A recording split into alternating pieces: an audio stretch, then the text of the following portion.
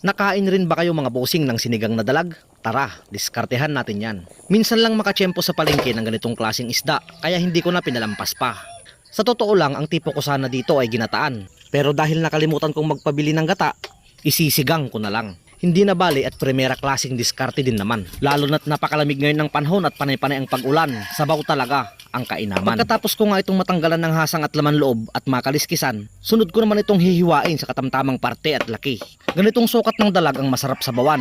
Maliban doon, kapag sobrang laki naman ang ating nabili, ay parang yung ulo na lamang din ang natitimbang. Pagkatapos ko nga itong parte-partihin, sunod ko naman itong lalamasin sa asin para matanggal ang tagla nitong dulas at lansa. Huhugasan ng maraming ulit para masigurado natin na malinis na malinis. Pagkatapos nga ng maraming seremonyas ay diretso salang na. Sabay na rin sa bagsakan lahat ng mga rekado at mga pampalasa. Kayo mga bossing, paki-comment nyo naman dyan sa baba kung anong pangmalakasang luto at diskarte ninyo sa dalag. Pagkatapos ko ngang ilagay lahat ng mga sangkap at mga pampalasa, ito nga't sasabawan ko na. Pagkalambot nga ng isda, ilalagay ko na ang bagyo beans at ang tangkay ng petchay.